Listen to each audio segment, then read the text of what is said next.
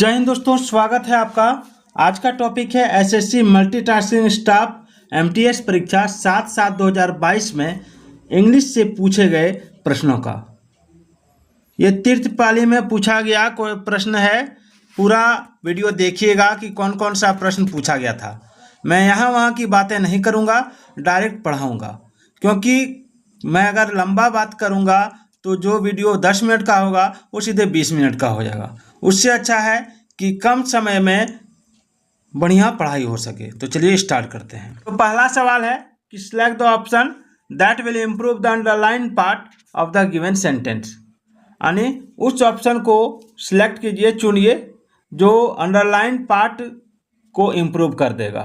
ठीक है। In case no improvement is needed, अगर आपको लग रहा है कि इम्प्रूवमेंट की आवश्यकता नहीं है तो सिलेक्ट नो सब्स्टिट्यूशन रिक्वायर्ड। ठीक है, यानी तब नो सब्स्टिट्यूशन रिक्वायर्ड में टिक मारना है। यानी सवाल का ये कहना है कि आपको अगर लग रहा है, ठीक है, आपको अगर लग रहा है कि ये जो अंडरलाइन पार्ट है इसमें कुछ गलती है तो आप ऑप्शन से चुन के इसको सब्स्टिट्यूट कर सकते हैं, इसके स्थान पर किसी और लाइन को लिख सकते हैं। अगर आपको लग रहा है कि नहीं इसमें कोई सुधार की जरूरत नहीं है तो नो सब्स्टिट्यूशन रिक्वायर्ड में टिक मार दीजिएगा। ठीक है। तो इसमें देखिए कि no sooner did he got out of her sight that she proceeded to temper with the letter. यहाँ no sooner had he got out of her sight that, यहीं पे सब्स्टिट्यूशन करने की बात है।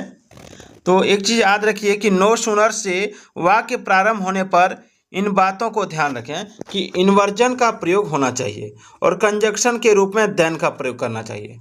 यानी नो सूनर के साथ देन का प्रयोग होता है। ठीक है। तो यहाँ पे जो हो जाएगा वो हो जाएगा no sooner had he got out of her sight then. ठीक है, यहाँ दैट के जगह पर देन होगा, याद रखिएगा। तो ऑप्शन ये इसका राइट आंसर होगा। अगला है कि select the option that will improve the underline part of the given sentence. यानी आपको वह उस ऑप्शन को चूज करना है जो यहाँ पे जो गलती है। ठीक है, यहाँ पर अगर गलती लग रहा है या फिर कोई और से वर्ड देने से इसमें कुछ अच्छा बेहतर हो सकता है तो आपको ऑप्शन से चुनाव करना है। अगर नहीं तो नो सब्स्टिट्यूशन रिक्वायर्ड में टिक मारना है। तो लिखा है कि while the synonyms are troubling they typically resolve within 2 weeks. तो देखिए यहाँ पर आर ट्रबलिंग बोल रहा है। ठीक है, तो यहाँ पे देखिए कि यहाँ जो है, ठीक है, यहाँ अंडरलाइन भाग जो है एकदम बिल्कुल सही है, क्योंकि वाइल का प्रयोग जब कंजक्शन के रूप में हो तो उसे कंटिन्यूअस फॉर्म में होना चाहिए। ठीक है, इसलिए यहाँ पर आर ट्रबलिंग होगा। वाइल का प्रयोग कंटिन्यूअस फॉर्म में होता है, इसलिए आईएनजी वाला वर्ब इसमें लगेगा। अगला select the option that will improve the underline part of the given sentence.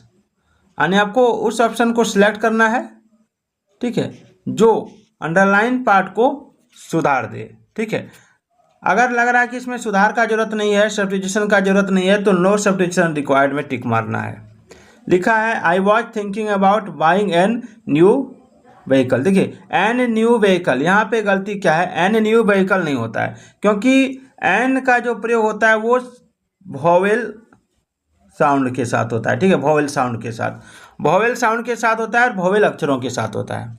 तो वोवेल अक्षर कौन कौन है, ए है, ई है, आई है, ओ है, यू है। तो इसका उच्चारण भी होना चाहिए। अगर कोई भी वर्ड जैसे H O N O U R owner होता है, इसमें एच का उच्चारण नहीं होकर ओ का उच्चारण होता है, तो इसमें हम एन का प्रयोग कर सकते हैं। ठीक है ना, इसके आगे हम एन का प्रयोग कर सकते हैं, बशर्ते नाउन होना चाहिए इसके आगे। ठीक है ना, तो वहाँ पे एन का प्रयोग नहीं होगा, ए का प्रयोग होगा। ठीक है, तो यहाँ पे जो हो जाएगा वो क्या हो जाएगा, बोलिए। यहाँ पे हो जाएगा आपका ऑप्शन सी। आगे देखिए लिखा select the most appropriate option to fill in the blank. यानी उचित ऑप्शन चुन के खाली स्थान भरना है। लिखा है vendors express their concerns over the dash price of onion. Raising, rising, raise या राइज क्या होगा। यहाँ देखिए एक्सप्रेस्ड है। ठीक है, तो एक्सप्रेस्ड जो है ये पास्ट टेंस में है। ठीक है, एक्सप्रेस्ड किस में है, पास्ट टेंस में है। ठीक है, तो their concerns over the dash price of onion. तो यहाँ पर ओवर क्या है, प्रीपोजिशन में है, ठीक है। ओवर क्या है, प्रीपोजिशन है, तो प्रीपोजिशन के साथ वर्ब फॉर का प्रयोग करना चाहिए। तो इसमें क्या हो जाएगा, तो इसके जगह पर राइजिंग हो जाएगा, राइजिंग, ठीक है। इसमें राइजिंग हो जाएगा क्योंकि प्राइस में वृद्धि के लिए राइजिंग का प्रयोग होता है, रेजिंग का नहीं, ठीक है। अगला देखिए, अगला कि select the most appropriate meaning of the underline idiom in the given sentence. यानी आपको उचित मीनिंग बताना है, ये जो अंडरलाइन सेंटेंस है इतना, ठीक है, इतना का उचित मीनिंग बताना है। ये क्या है, तो ये इडियम है, मुहावरा है। लिखा है Neha stood beside my sister through thick and thin, ठीक है। तो देखिए थ्रो थिक एंड थिन, इसका मतलब होता है सभी परिस्थितियों में, सभी परिस्थितियों में। तो इसमें जो हो जाएगा आंसर वो हो जाएगा आपका option A, under all circumstances. यानी Neha stood beside my sister through thick and thin, यानी सभी परिस्थितियों में है, जो नेहा जो है मेरी बहन के साथ सभी परिस्थितियों में खड़ी रहती है, ठीक है। आगे select the option that will improve the underlined part of the given sentence. In case no improvement is needed, select no substitution required. वही no substitution required वाला सवाल है कि आपको ऑप्शन जो अंडरलाइन पार्ट है इसमें सब्स्टिट्यूशन की जरूरत अगर है तो आप ऑप्शन से चुन सकते हैं, अगर जरूरत नहीं है तो नो सब्स्टिट्यूशन रिक्वायर्ड में टिक मारना है, ठीक है। लिखा है everyone must participate in his session as it is on a subject that affect the community. यहाँ पे देखिए, यहाँ दैट का, ठीक है, पहले मैं बता दूं कि यहाँ जो है, यहाँ दैट का एंटीसीडेंट सब्जेक्ट सिंगुलर है, जिसके लिए सिंगुलर भारो का प्रयोग किया गया है, इस कारण यह सिंगुलर के रूप में अफेक्ट सही है, ठीक है, याद रखिएगा। आगे देखिए, लिखा select the most appropriate option to fill in the blank, यानी उचित ऑप्शन चुन के खाली स्थान भरना है। लिखा कि the agility of the Acrobat dash and thrill the audience. तो यहाँ पे देखिए, यहाँ लिखा है एमेज, अमेजिंग, एमेज। सबसे पहले इसमें आपको ये समझना होगा कि यहाँ एक जो वर्ब है वो थ्रिल्ड जो है ये पास्ट टेंस में है, तो ये भी जो लगेगा यहाँ भी पास्ट टेंस में। पास्ट टेंस किस में है, तो एमेज्ड में है, याद रखिएगा, नहीं इसमें एमेज्ड भर जाएगा।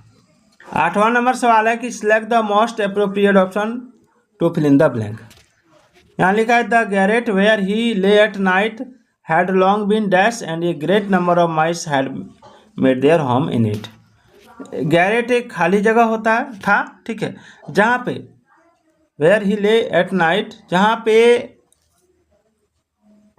जितने भी चूहे थे, ठीक है, सबने उस गैरेट में घर बना लिया था। तो किसके कारण बनाया था, तो विजिबल तो होगा नहीं, ठीक नहीं होगा, पार्शियल नहीं होगा, वैकेंट यानी खाली होने के कारण, तो एडमिन वैकेंट के कारण होगा, ठीक है।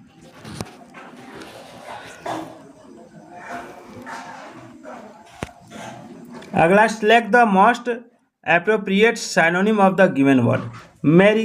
मैरी का जो सिनोनिम होता है वो आपको बताना है। सबसे पहले जानिए, मैरी मतलब होता है खुश, आनंद होना, ठीक है। इसका जो सिनोनिम हो जाएगा वो क्या हो जाएगा, हैप्पी हो जाएगा। क्या हो जाएगा, हैप्पी, ठीक है। एक वर्ड है इसमें मोरोज, मतलब होता है उदास होना, याद रखिएगा। और सोम्बर मतलब होता है मलिन, निराशाजनक। और एंग्री मतलब तो आप लोग जानते ही हैं कि एंग्री का मतलब क्या होता है, एंग्री का मतलब होता है गुस्सा होना।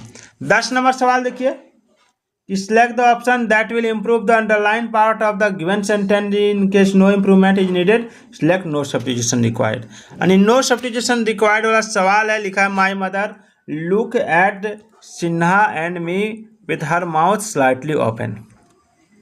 मेरी माँ जो है वो सिन्हा नहीं है, साना है, साना और मुझे देख रही थी, ठीक है, देखती है, तो स्लाइट उसका जो मुंह था माँ का, ठीक है, पूरा कह रहा कि पूरा खुला हुआ था।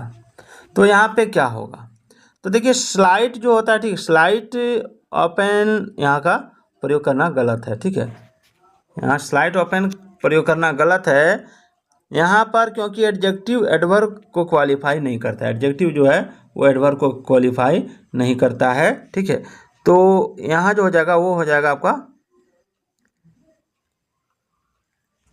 यहाँ पे हो जाएगा स्लाइटली ओपन, स्लाइटली ओपन। ठीक है।